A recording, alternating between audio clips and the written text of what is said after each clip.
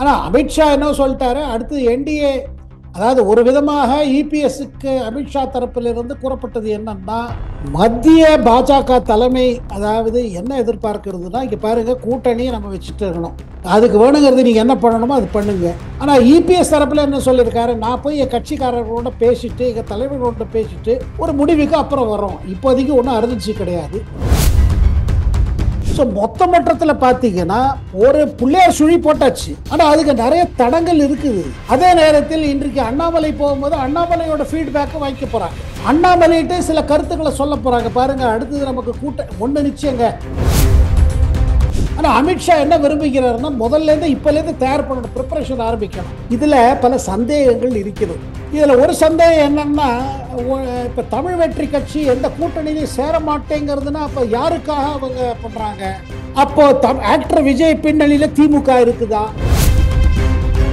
EPS என்ன சொல்கிறாரு, இங்கே பாருங்க, என் மேலே ப்ரெஷர் போடாதீங்க. ஏன்னா முன்னையே என்ன சொன்னாங்க, எல்லா அதிமுக திருப்பி ஒருங்கிணைந்து ஒரு யுனைட்டடாக ஆனான்னு சொல்கிறாங்க. அது இபிஎஸ் எதிர்க்கிறாரு. நீங்கள் ஓபிஎஸ் சேர்த்துக்கணும், டிடிவி தினகரன் சேர்த்துக்கணும், சசிகலா சேர்த்துக்கணும் சொல்லாது. உங்களுக்கு ஏதாவது நீங்கள் அகாமடேட் பண்ணால் என்டிஏல அவர் தனி கட்சி ஏதாவது பண்ணி, இப்போ டிடிவி தினகரன் தனி கட்சி நடத்துறாரு.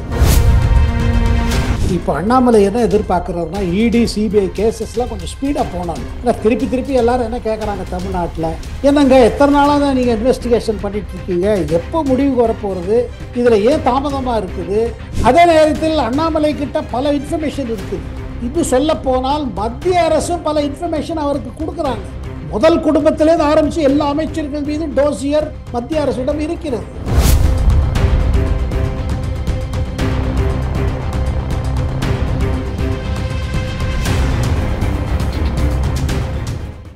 ரியல் ஒன் நேயர்களுக்கு வணக்கம். இன்று நம்மளுடைய நேர்காணலுக்கு மூத்த பத்திரிகையாளரான டெல்லி சேகர் ஐயர் அவர்கள் இணைஞ்சிருக்காங்க.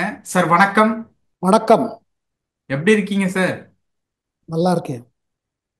சேகர் சார் தொடர்ச்சியா நம்மளுடைய ரியல் ஒன் நேயர்களுக்காக டெல்லியிலேருந்து பல எக்ஸ்க்ளூசிவான விஷயங்களை கொடுத்துட்டு இருக்காரு. அதற்கு ரியல் ஒன் சார்பாக எங்களுடைய நன்றிகளை தெரிவிச்சுக்கிறோம். நன்றி. இப்போ தமிழகத்துல தொடர்ச்சியா பல பரபரப்பான ஒரு அரசியல் சூழ்நிலைகள்ல நடந்துகிட்டு இருக்கு. தமிழ்நாட்டுல இருக்கக்கூடிய பல அரசியல் பிரமுகர்கள் டெல்லிக்கு போயிட்டு வந்துகிட்டு இருக்காங்க. சில நாட்களுக்கு முன்னாடி மினிஸ்டர்ஸா இருக்கக்கூடிய துரைமுருகன், செந்தில் பாலாஜி இவங்க எல்லாருமே போயிட்டு வந்துட்டு இருந்தாங்க. இப்போ எடப்பாடி அவர்கள் இன்று காலை தமிழக பாஜக தலைவரான திரு அண்ணாமலை அவர்கள் போயிருக்காரு, அமித்ஷாவை பார்க்க போயிருக்காரு அப்படின்னு சொல்லிட்டு தகவல்லாம் வந்திருக்கு. இந்த சந்திப்பினுடைய பின்னணி என்ன, என்னென்ன விஷயங்கள்லாம் நடக்க போகுது அப்படிங்கிற சார்பா பேசலாம். என்ன நடக்க போகுது? கரெக்டு. இது பல விஷயங்கள் நடந்து கொண்டு இருக்கிறது. பொலிட்டிக்கல் மேட்டர்ஸ்லாம் பார்த்தீங்கன்னா முத்திட்டு இருக்கு. ஆனால் அதே நேரத்தில் ஒன்றும் ஃபைனலைஸ் ஆகல, இதையும் நம்ம புரிஞ்சுக்கணும். இப்போ முதல்ல பாருங்க, நேற்று முன்தினம் இபிஎஸ் அமித்ஷாவை சந்திக்கிறாரு. அதுக்கு பிறகு அமித்ஷா ஒரு ட்வீட் போடுறாரு எக்ஸ் இதில். என்ன சொல்கிறாரு, அடுத்த ஆட்சி என்டிஏ ஆட்சி வரும், என்டிஏ வரப்போகுதுன்னு சொல்கிறாரு. ஆனால் நேற்றைக்கு சென்னை திரும்பி வந்த பிறகு இபிஎஸ் என்ன சொல்கிறாரு, இப்போ அந்த மாதிரி ஒன்று கூட்டணிங்கிறது தேர்தல் நேரத்தில் தானே கூட்டணி அறிவிக்கப்படும். அமித்ஷா அந்த மாதிரி போட்டிருக்காருன்னா நான் என்ன பண்ணுவது? எங்களை பொறுத்த மட்டும் இப்போதைக்கு ஒன்றும் கூட்டணியை பற்றி இப்போ ஒன்றும் நம்ம இது பண்ணலை. ஏன்னா இப்போ தமிழ்நாடு குறித்து சில மேட்டரெல்லாம் எடுத்துகிட்டு போய் மத்திய அரசோட இதை கவனத்துக்கு கொண்டு வரத்துக்காக போயிருந்தேன் அப்படின்னு சொல்லி விட்டார். அதாவது இன்றைக்கு தலைப்புச் செய்திகள் என்ன பார்த்தீங்கன்னா, அதிமுக பாஜக உறவு திருப்பியும் பேக் டு நார்மல் அப்படின்னு நினைக்கிற நேரத்தில் இன்னும் சில விஷயங்கள்லாம் பாக்கி இருக்குது. குறிப்பிட்டதாக என்னென்ன பாக்கி இருக்குது, இபிஎஸ் வைத்திருக்கிற சில கண்டிஷன், பிஜேபி சொல்லிருக்கிற சில கண்டிஷன்ஸ், இதெல்லாம் பார்த்தீங்கன்னா ஒன்று ஃபைனல் ஆகல. ஆனால் அந்த திசையில் தான் போயிட்டு இருக்கு. அது ஒன்று. இரண்டாவது, இன்னைக்கு தமிழ்நாடு சட்டசபையில் வஃப் பில்லுக்கு எதிர்த்து ஒரு மசோதா கொண்டு வரப்பட்டது டிஎம்கே அரசு சார்பில். அதை அதிமுக அதை வரவேற்று இருக்கிறது, சப்போர்ட் பண்ணியிருக்கு. வஃப் பில்லில் அதிமுகவும் திமுகவும் ஒரு சைடில் இருக்காங்க, இன்னொரு பக்கம் பிஜேபி இருக்குது. இதுலேருந்து நமக்கு என்ன புரியுதுன்னா, பல விஷயங்கள்ல பெண்டிங்காக இருக்குது. இதை தவிர்த்து நேற்றைக்கு இபிஎஸ் என்ன சொன்னார், இந்த புதிய கல்வி திட்டம், மூன்று மொழி கொள்கை இதை பற்றியும் நாங்கள் எடுத்து சொல்லியிருக்கோம். தமிழ்நாடு அதை தவிர்த்து இப்போ டீலிமிட்டேஷன் மேட்டரில் கூட தமிழ்நாடு பாதிக்கப்படக்கூடாது, அதையும் எடுத்து சொல்லியிருக்கோங்கிறார். அதாவது பார்த்தீங்கன்னா, என்ன ஒப்பந்தம், ஏதாவது ஒப்பந்தம் ஏற்பட்டுதா இல்லை ஒப்பந்தம் வந்துதா? அந்த மாதிரி ஒப்பந்தம் அதிமுகவுக்கும் பாஜக தலைவர்கள் மத்தியில் எந்த விதமான ஒப்பந்தம் என்ன கேட்டிங்கன்னா மேட்ரு ஒன்றும் இதாகிட்டு இருக்கு, இன்னும் ஃபைனல் வரல. ஆனால் அமித்ஷா என்ன சொல்லிட்டாரு, அடுத்து என்டிஏ, அதாவது ஒரு விதமாக இபிஎஸ்க்கு அமித்ஷா தரப்பிலிருந்து கூறப்பட்டது என்னன்னா, மத்திய பாஜக தலைமை அதாவது என்ன எதிர்பார்க்கிறதுனா, இங்கே பாருங்க கூட்டணியை நம்ம வச்சுட்டு இருக்கணும், அதுக்கு வேணுங்கிறது நீங்கள் என்ன பண்ணணுமோ அது பண்ணுங்க. ஆனால் இபிஎஸ் தரப்பில் என்ன சொல்லியிருக்காரு, நான் போய் என் கட்சிக்காரர்களோட பேசிட்டு எங்கள் தலைவர்களோட பேசிட்டு ஒரு முடிவுக்கு அப்புறம் வரோம், இப்போதைக்கு ஒன்றும் அர்ஜென்சி கிடையாது.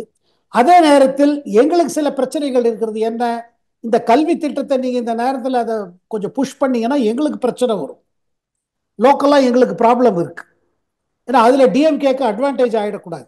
இதை பற்றியே இபிஎஸ் வந்து சொல்லியிருக்காரு. ஏன்னா 5 நிமிடம் தனியாக அமித்ஷா இது நடந்திருக்கு. ஸோ மொத்த மட்டத்தில் பார்த்தீங்கன்னா ஒரு பிள்ளையார் சுழி போட்டாச்சு, ஆனால் அதுக்கு நிறைய தடங்கள் இருக்குது. அதே நேரத்தில் இன்றைக்கு அண்ணாமலை போகும்போது அண்ணாமலையோட ஃபீட்பேக்கை வாங்கிக்க போறாங்க, அண்ணாமலையிட்டே சில கருத்துக்களை சொல்ல போறாங்க. பாருங்க, அடுத்தது நமக்கு ஒண்ணு நிச்சயங்க, பாஜக தலைமை கூட்டணி ஆசைப்படுது. இரண்டாவது, அதிமுக பல தலைவர்கள் கூட்டணி ஆசைப்படுறாங்க, இதுல இபிஎஸ் உள்பட. மூன்றாவது, வேற ஒண்ணு கூட்டணிக்கு அதிமுக தற்சமயம் இப்போ நம்ம ஆக்டர் விஜயோட தமிழ் வெற்றி கட்சியா இருக்கட்டும், இல்ல வேற எந்த இதோட இன்னும் ஆரம்பம் ஆகல. ஏன்னா அங்கேயும் பேச்சுவார்த்தை நடந்தது, அதிமுக சார்பிலும் தமிழ் வெற்றி கட்சி சார்பிலும் ஏதோ ஒரு கான்டாக்ட் ஆயிருக்குது. அந்த கான்டாக்ட்ல சில ப்ரொபோசல்ஸ் எல்லாம் கொடுக்கப்பட்டது. அதுல நமக்கு என்ன தெரிய வந்தது, இபிஎஸ் சொல்றாரு அதிமுக தலைமையில தான் கூட்டணி, அதுல தமிழ் வெற்றி கட்சி அதுல ஒரு ஒரு பார்ட்னர் மாதிரி வரணும். முதல்வர் பொறுத்த மட்டும் ப்ரொஜெக்ஷன் பார்த்தீங்கன்னா இபிஎஸ் அதை விட்டு கொடுக்க மாட்டார். அது பாஜகவோட கூட்டணியா இருந்தாலும் சரி, இல்ல வெற்றி கட்சி தமிழ் வெற்றி கட்சி கிட்ட, அது பார்த்தீங்கன்னா அது ஆக்டர் விஜய் ஒத்துக்கல. அதனால தான் பிரசாந்த் கிஷோர் மூலமாக தமிழ் வெற்றி கட்சி தனியாக தான் போட்டியிடும், இப்போதைக்கு ஒன்றும் அலையன்ஸ் கிடையாது, டபால்னு ஒரு பாம்பை தூக்கி போட்டார். அதுக்கு பிறகு கொஞ்சம் தமிழ் வெற்றி கட்சி தரப்பில் இருந்து கொஞ்சம் இல்ல இல்ல அவ்வளோ இல்லைங்க, ஒன்றும் முடிவெல்லாம் ஒன்றும் எடுக்கலாம் அப்படி இப்படின்னு கொஞ்சம் சாஃபன் பண்ணாங்க. மொத்தத்தில் என்ன தெரியுது பாருங்க, எல்லா கட்சிகளும் தங்களோட card, they are keeping their cards. அதாவது இதுல எப்படி நகர்த்தணும்னு பாக்குறாங்க, செஸ் மாதிரி போயிட்டு இருக்கு. இதுல ஃபைனல் பிக்சர் வரல, அதுதான் கிளியரா இருக்குது. ஆனா ஒண்ணுங்க, வக்ஃப் பில் மேட்டர்லயும் சரி, 3 லாங்குவேஜ் ஃபார்முலா சரி, புதிய கல்வி திட்டம் சரி, இதுல பிஜேபி பின்னாடி போக முடியாது. ஆனா ஒண்ணுங்க, தேர்தலுக்காக வந்து பாத்தீங்கன்னா ஏதாவது ஒரு பாஸ் பட்டன் அமுக்க முடியா இருக்கும். இப்போ வக்ஃப் பில் மேட்டர்ல நான் உங்களுக்கு ஒரு பெரிய டிஸ்க்ளோஷர் பண்ண விரும்புறேன். என்னன்னா, வக்ஃப் பில் மேட்டர்ல தமிழ்நாடு அசம்பிளில நீங்க மசோதா பாஸ் ஆயிடுச்சு, அதை எதிர்த்து. இப்ப பீகார்ல வந்து சட்டசபை தேர்தல் வர நவம்பர்ல வருதுங்க. அங்கேயே வந்து பாத்தீங்கன்னா ஆளும் ஜனதாதள் யுனைடெட் கட்சி, அப்புறம் சிராக் பாஸ்வானோட கட்சி லோக் ஜன் சக்தி, இவங்க எல்லாமும் என்ன சொல்றாங்கன்னா, இப்ப கொஞ்சம் இந்த பீகார் எலெக்ஷன் முடிகிற வரையில் இந்த வக்ஃப் பில்ல கொஞ்சம் இது பண்ணி ஒத்து வைங்களேன்னு ரெக்வெஸ்ட் பண்றாங்க.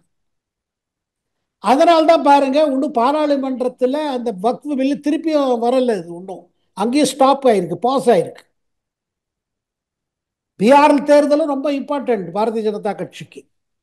அது கூட்டணி, அங்கே ஜேடியோட கூட்டணி, அது ரொம்ப இம்பார்ட்டன்ட். அது கூட மற்ற கட்சிகளும் இருக்குது.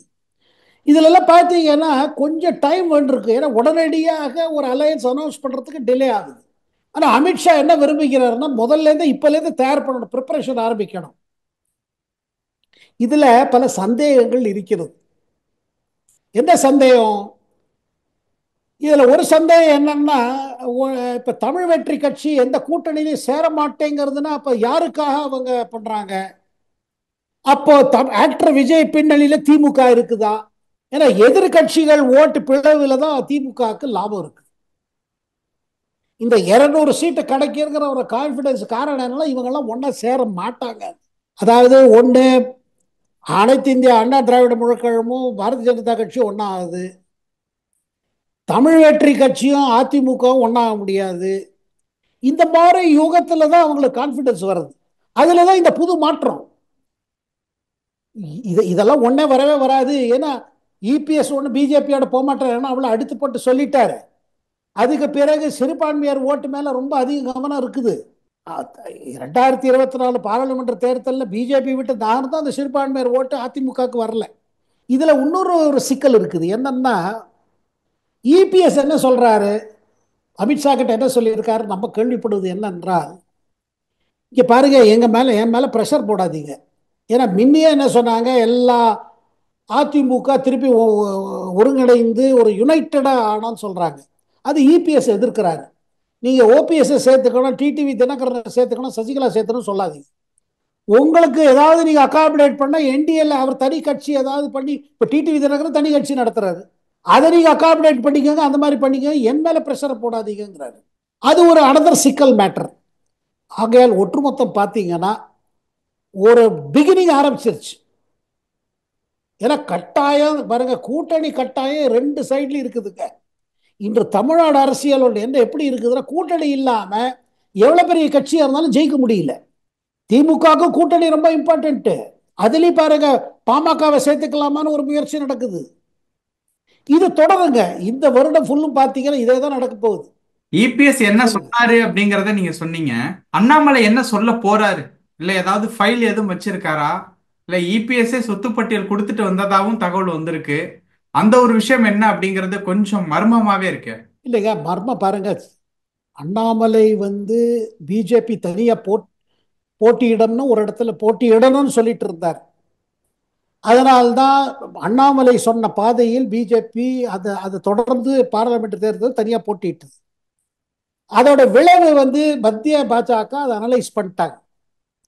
அவங்க சொல்வது என்னன்னா, அதிமுகவோட போயிருந்தா ஒரு 10 சீட்டா ஜெயிச்சிருப்போமே, 10ல இருந்து 14 சீட்டு இந்த கூட்டணிக்கு வந்திருக்குல்ல, அந்த சீட்டு வந்திருந்ததுன்னா நமக்கு பாராளுமன்ற தேர்தலில் கிடைக்காத போற மெஜாரிட்டி தமிழ்நாட்டில இருந்து மேக்கப் பண்ணிருக்கலாம். ஸோ அந்த லைன் சரியா இல்லை, அதனால நம்ம கோர்ஸ் கரெக்ஷன் பண்ணணுங்கிறது ஒரு முடிவுக்கு வந்திருக்காங்க. மத்திய பாஜக தலைமை கூட்டணி வேணும்னு சொல்வது, அதிமுகவோட கூட்டணி பண்ணணுங்கிறது கிரீன் சிக்னல் கொடுத்துட்டாங்க. இபிஎஸ் ஒன்னும் தன் கட்சிக்கு கிரீன் சிக்னல் கொடுக்கல, அவர் வண்டி ஸ்டார்ட் பண்ணி வச்சிருக்காரு. ஆனா மத்திய பாஜக கிரீன் சிக்னல் கொடுத்தாச்சு, கூட்டணி தேவை. அதுக்கு காரணம் தமிழ்நாடுலையும் பல பாஜக தலைவர்கள், பல அனைத்து இந்திய திராவிட முன்னேற்ற கழக தலைவர்கள், அதிமுக தலைவர்கள் பல பேர் பாஜக தலைவர்கள் தொடர்பில் இருக்கிறார்கள், மத்திய பாஜக தலைவர்கள் தொடர்பில் இருக்கிறார்கள். இபிஎஸ் கொஞ்சம் ஒரு இதுவா இருக்காரு, காஷியஸா போனோம், நம்ம இதுல இதுல சிக்கல் எங்க இருக்கு வருதோன்னு பாக்குறாரு. அண்ட் அவருக்கு தன் தலைமை மேல ஒன்றும் பாதிக்க கூடாது. இன்னைக்கு அவர் பூரா பார்ட்டி தன் கண்ட்ரோல்ல வச்சிருக்காரு. இந்த மாதிரி ஒரு சூழ்நிலையில தான் பாருங்க, ஒரு காலகட்டத்தில் தான் இவர் அண்ணாமலை டெல்லியில போய் அவர் சொல்ல போறாரு. ஏன்னா தனியா போய் பாருங்க, தனியா போய் பாரதிய ஜனதா கட்சிக்கு லாபம் ஏதாவது கிடைக்குங்கிறது இப்போ இந்த தேதிக்கு அண்ணாமலையும் நம்புறது கிடையாது. அதனால தான் பாருங்க, ரெண்டு தரப்புல இருந்து என்ன சொன்னாங்க. இபிஎஸ் முதல்ல என்ன சொன்னாரு, டிஎம்கே தோக்கடிக்கணும், அதுதான் எங்களோட குறிக்கோள், அதுதான் எங்களுக்கு எதிரி, திமுகவோட இந்த ஆட்சியை முடிவுக்கு கொண்டு வரணும், அது என்ன வேணா யாரோட வேணா கை கொடுக்க தயார்னு சொல்லிட்டார். அதேதான் அண்ணாமலையும் சொல்றாரு. அதாவது பாஜக தலைமையும் அதான் எதிர்பார்க்கிறது அண்ணாமலையிடம். உங்க ஈகோ கிளாஷ்னால திருப்பி மீண்டும் பிஜேபி டிஎம்கேவை திருப்பி உட்காத்தி வச்சிடாதீங்க. மக்கள் மத்தியில ஒரு மாற்றம் தேவைங்கிறது ஒரு உணர்ச்சி வந்திருக்கு. ஆனா ஆல்டர்னேட்டிவ் இல்லை. சரி இது வேண்டாம், திமுக கூட்டணி வேண்டாம்னா அடுத்தது என்ன? அவங்க ஒரு கூட்டணி பாக்குறாங்க. பாஜக அதிமுக கூட்டணி ஒன்னா வந்துருச்சுன்னா மற்றவங்களை இழுக்கிறது ஒண்ணு ஈஸி. தேமுதிகவா இருக்கட்டும் இல்ல பாமகவா இருக்கட்டும், அவங்களும் யோசிப்பாங்க. சார், இந்த ஒரு இடத்துல அண்ணாமலை அவர்கள் திமுகவை ஏதாவது காயின் பண்றதுக்காக, அதாவது அவங்கள லாக் பண்றதுக்காக அமித்ஷா அவர்கள்ட்ட ஏதாவது பேச்சுவார்த்தை நடத்துவதற்கு எதுவும் வாய்ப்பு இருக்கா இப்ப இந்த மீட்டிங்ல? இல்லைங்க, கட்டாயமா. என்னன்னா இப்போ அண்ணாமலை என்ன எதிர்பார்க்கிறாருன்னா, இடி சிபிஐ கேசஸ்லாம் கொஞ்சம் ஸ்பீடா போனாங்க. இல்லை திருப்பி திருப்பி எல்லாரும் என்ன கேட்குறாங்க தமிழ்நாட்டில், என்னங்க எத்தனை நாளாக தான் நீங்கள் இன்வெஸ்டிகேஷன் பண்ணிட்டு இருக்கீங்க, எப்போ முடிவுக்கு வரப்போகிறது, இதில் ஏன் தாமதமாக இருக்குது, ஏன் குற்றச்சாட்டப்பட்ட அமைச்சர்கள் ஏன் தொடர்ந்து இருக்கிறார்கள், அவர்கள் மீது நடவடிக்கை என்று முடிவுக்கு வரும் ஒரு புது ஒரு இது ஒரு பாயிண்ட் வரும்னு. சில மேட்டர்ஸ்ல லீகல் மேட்டர்ஸ், அது பொலிட்டிக்கலா யாரும் ஒன்றும் பண்ண முடியாது, இன்வெஸ்டிகேஷன் டைம் எடுக்கும். அதே நேரத்தில் அண்ணாமலை கிட்ட பல இன்ஃபர்மேஷன் இருக்குது. இது சொல்ல போனால் மத்திய அரசும் பல இன்ஃபர்மேஷன் அவருக்கு கொடுக்குறாங்க, இதை எடுத்து மக்களிடம் சொல்லுங்கன்னு. யா- அதுவும் இருக்குது. யார் சம்பந்தமான இன்ஃபர்மேஷன் சார்? ஸ்டாலினா, உதயநிதியா? திமுக அமைச்சர்கள் முதல் குடும்பத்திலேருந்து ஆரம்பிச்சு எல்லா அமைச்சர்கள் மீது டோசியர் மத்திய அரசிடம் இருக்கிறது. ஃபைல் மாதிரி அந்த மாதிரியா சார், இல்ல ரெக்கார்டட் அந்த இல்ல, மாதிரியா? அதுல பாருங்க, இடி சிபிஐ தவிர்த்து நம்ம சென்ட்ரல் இன்டெலிஜென்ஸ் பியூரோக்கு நிறைய டீடைல்ஸ் இருக்குது. அதனால தான் தொடர்ந்து இன்வெஸ்டிகேஷன் நடக்கிறது. அண்ட் ஊழல் விவகாரத்தை ஒரு முக்கியத்துவம் கொடுத்து இந்த தமிழ்நாடு தேர்தலில் மக்கள் மத்தியில் ஊழலை பற்றி உணர்ச்சி அதிகப்படுத்துறாங்க. ஏன்னா அவங்களே பார்க்குறாங்க ஊழல் எவ்வளோ தூரம் இருக்குதுன்னு, அவங்களே நல்லா தெரியுது அவங்களுக்கு. அது இந்த டாஸ்மாக் விவகாரம் வந்த பிறகு பாருங்க இன்னும் பெருசாயிடுச்சு. மக்களுக்கு புரியுது, நீங்க டாஸ்மாக் கடையில் போய் ஏதாவது வாங்கிட்டு வர்றதுக்கு அதிகமாக கொடுக்க வேண்டியிருக்கு. அது சின்ன சாச்செட்டாக இருக்கட்டும், ஒரு பாட்டிலாக இருக்கட்டும், அதுக்கு மேலே 30 40 20 அதை கேட்குறாங்க, கொடுக்க வேண்டியிருக்கு. இதை விட பெரிய ஊழல் தெரியறதுக்கு டைரக்டா தெரியுது. அது இப்ப வந்திருக்கிற ஊழல் இருக்கு பாருங்க. இதுல இன்னொரு விஷயம் இருக்குதுங்க. என்னன்னா டாஸ்மாக் ஊழல் எந்த பீரியட் எந்த பீரியட பாக்குறாங்க. ஏன்னா டாஸ்மாக்ல ஊழல் நடக்குது, ரொம்ப நாள் நடக்குது. இப்ப திமுக ஆட்சியிலே நடந்திருக்கு, அது முந்தின ஆட்சியிலே நடந்திருக்கு. இதெல்லாம் வேற விவகாரம் இருக்கு. ஆனா ஒண்ணு நிச்சயங்க, இப்ப அண்ணாமலை போயிட்டு வந்துட்டு திருப்பி ஊழல் மீது தீவிரமா தான் இறங்குவாரு, அதுல சந்தேகமே கிடையாது. இது மோடியா தான் ஆசைப்படுறாரு, அமித்ஷாவா தான் ஆசைப்படுறாரு. Corruption to be made main issue. அதாவது எவ்வளவு அரசு எவ்வளவு மோசமா நடந்துட்டு இருக்கு, மக்கள் எவ்வளவு மேட்டர்ல அவதிப்படுறாங்க. இப்போ ஒரு மழை, ஒரு புயல், ஒரு வெள்ளம் வந்துருச்சுன்னா எல்லாம் திருப்பி எக்ஸ்போஸ் ஆகுது. ஓகே. இதெல்லாம் குறித்து ஒரு ஸ்ட்ராட்டஜி ஃபைனலைஸ் ஆகும் கட்டாயமாக. அண்ணாமலை அமித்ஷா சந்திப்பு, அண்ணாமலை மற்ற தலைவர்கள் சந்திப்பு, அதுக்கு பிறகு ஒரு முடிவு வரும். அண்ணாமலை தொடர்வரா இல்ல அவருக்கு வேற ஏதாவது பொறுப்பு கொடுக்கப்படுமா, அதுலயும் ஒரு முடிவு எடுக்கப்படும். இந்த பொறுப்புகள் அப்படிங்கறது எல்லாத்தையும் தாண்டி திமுகவுக்கு நிறைய சிக்கல்கள் இருக்கும் இந்த மீட்டிங் முடிஞ்சதுக்கு அப்புறம் அப்படிங்கிறத நம்ம புரிஞ்சுக்கலாமா? டெஃபினட்டாங்க. இங்க பாருங்க, இபிஎஸ் அமித்ஷா சந்திச்ச பிறகு பார்த்தீங்கன்னா ஸ்டாலின் அதுல கொஞ்சம் டிஸ்டர்ப்ட் ஆனார் மாதிரி தானே இருக்கு. இல்லைன்னா அவர் எதுக்கு அவையில் எழுந்து நின்று அதை பத்தி சொல்லணும். இபிஎஸ் சென்னை சென்றிருக்கிறார்னு தகவல் வந்த உடனே அசம்பிளிலேயே அவர் எடுத்து சொல்றாரு. அப்ப எங்கே ஒரு இடத்துல உள்ள டென்ஷன் இருக்குது இல்ல. நம்ம கூட்டணி வராதுன்னு நினைச்சோம், இப்ப அது வரும் போல இருக்குது. இபிஎஸ் பிஜேபியோட திருப்பி கை கொடுக்க மாட்டார்னு நினைச்சோம், அவன் திருப்பி கை கொடுக்கிறாரு. ஏன்னா இது பின்னாடி பாருங்க, ஒரு பெரிய தலைவர்கள், இரு தலைவர்களுக்கு ரெண்டு பேருக்குள்ள ஒரு சந்திப்புக்கு முன்பாக நிறைய பேக்ரவுண்ட் மீட்டிங் ஆயிருக்குது. பல அதிமுக தலைவர்கள் டெல்லியில் போய் பாஜக தலைவர்கள் சந்திச்சிருக்காங்க. அதாவது இது பிஹைண்ட் த ஸ்கிரீன் சொல்லாங்க பாத்தீங்களா. ம். இது அதாவது இது பிஹைண்ட் இது நம்ம தெரியாதவங்க நிறைய பேச்சுவார்த்தைகள் நடந்திருக்கு. அதெல்லாம் ஒரு முத்தி போன அப்புறம் தான் இபிஎஸ் சந்திச்சிருக்காரு. இன்னும் சில மேட்டர் பெண்டிங்கா இருக்கிறதுனால தான் இபிஎஸ் தற்சமயம் சொல்லாம இருக்காரு.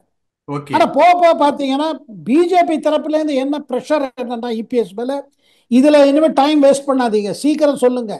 சீக்கிரமாக ஒரு கூட்டணி அறிவித்து, இன்னும் ஒரு ஆண்டு காலம் தான் இருக்கு, அதை விட கம்மியா இருக்கு, 11 மாதம் தான் இருக்கு. இன்னும் ஏப்ரல் வந்துடும். அடுத்த தமிழ்நாடு தேர்தல் ஏப்ரல் மேல நடக்க போகுது. அதனால சீக்கிரம் நம்ம எல்லாம் பண்ணணும், சீக்கிரமா கேம்பெயின் ஆரம்பிக்கணும். ஏன்னா ஓகே. பாருங்க, பாஜகவுக்கு, பாஜக தலைமைக்கு 3 மாநிலம் மேல ஃபுல் ஃபோக்கஸ் இருக்கு. எங்க இன்னும் எதிர்கட்சி ஆட்சி நடந்து கொண்டிருக்கிறது. ஒன்று மேற்கு வங்காளம் மமதா பானர்ஜி, இரண்டாவது கேரளம் மார்க்சிஸ்ட் கட்சி ஆட்சி 10 ஆண்டு காலம் ஆகப்போகுது அங்க. அண்ட் மூணாவது தமிழ்நாடு. தமிழ்நாட்டில் பிரதமர் திருப்பி வரப்போறாரு தமிழ்நாட்டுக்கு. ராமேஸ்வரத்தில் பம்பன் பாலத்தை திறக்கி வைக்க போறாங்க. தாம்பரம் ராமேஸ்வரம் எக்ஸ்பிரஸ் திருப்பி அந்த புது பாலத்தில் போட போகுது. அண்ட் ராமநவமி இன்னைக்கு ராமேஸ்வரத்தில் அந்த பெருக்கோயிலுக்கு போறாரு, ராமநாத சுவாமி கோயிலில் போய் சாமி கும்பிட போறாரு.